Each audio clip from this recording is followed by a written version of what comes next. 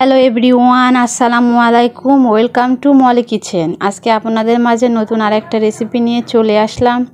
যে যেখান থেকে আমার রেসিপিটা দেখছেন, রেসিপিটা দেখার আমন্ত্রণ জানাচ্ছি। আজকে আমি ঝটপট আপনাদের মাঝে একটি নাস্তার রেসিপি নিয়ে চলে এসেছি। খুবই মজাদার এবং মুখরোচক নাস্তার রেসিপিটা আপনাদের মাঝে শেয়ার করব। তো কথা না বাড়িয়ে মূল রেসিপিতে চলে যাই। আমি একটা ডিম নিয়েছি আর 2 চামচ চিনি নিব। পরিমাণ মতো চিনি আপনারা যে যেমন মিষ্টি খাবেন সেই তুলনায় চিনি দেবেন। আর অল্প সামান্য লবণ দিয়ে আর 2 চামচ তেল দিব। আর অল্প সামান্য পানি দিয়ে সুন্দর করে আমি মিশিয়ে নিব। দেখুন চিনিটা গলা পর্যন্ত আমি মিশিয়ে নিব।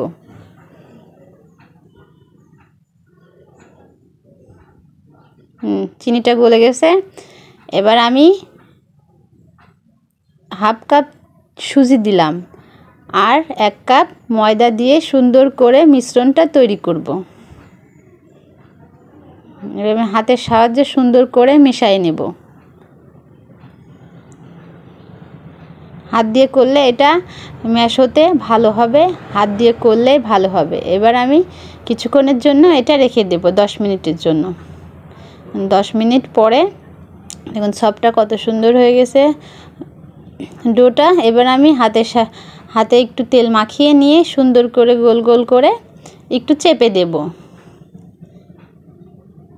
চেপে দিয়ে আমি তিলের মধ্যে এভাবে বসাই দিব যাতে গায়ের সঙ্গে তিলগুলো লেগে যায়। আর আমি একটা ছুরি দিয়ে এমন করে ডিজাইন করে নেব।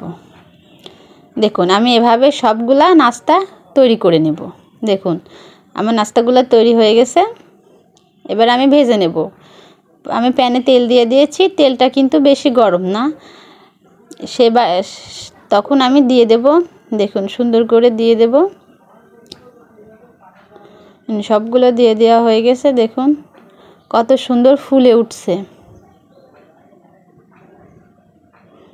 কত সুন্দর ফুলে উপরে ভেসে উঠেছে।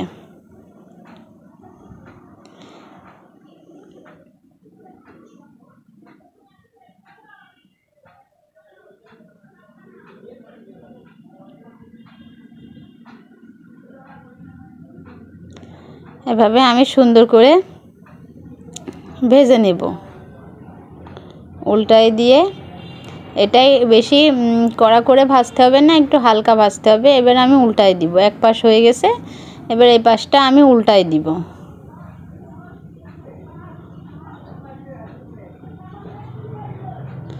সুন্দর করে উল্টায় 2 পাশ আমি ভেজে নেব, লাল লাল করে ভেজে নেব। আমার ভাজাগুলো হয়ে গেছে, এবার আমি উঠাই নিব। কত সুন্দর একটা লুক আসছে। সবগুলো ভাজা হয়ে গেছে। দেখুন কত সুন্দর একটা লুক আসছে, দেখতেও অনেক মজা আর এত সুন্দর সফট। দেখুন একটা ভেঙে আপনাদের দেখাই দিই। আর রেসিপিটা তৈরি করতে এত সোজা, অল্প টাইমেই রেসিপিটা তৈরি হয়ে যাবে আর খেতেও অনেক মজা। এটা তৈরি করে আপনারা কিছুদিন সংরক্ষণ করে রাখতে পারবেন। আশা করি আমার রেসিপিটা আপনাদের ভালো লাগবে। তো আমার রেসিপিটা যদি আপনাদের ভালো লাগে আমার সাথেই থাকবেন, আমার পাশে থাকবেন, সাপোর্ট করবেন। অন্য নিত্য নতুন রেসিপি নিয়ে আবার দেখা হবে। ধন্যবাদ।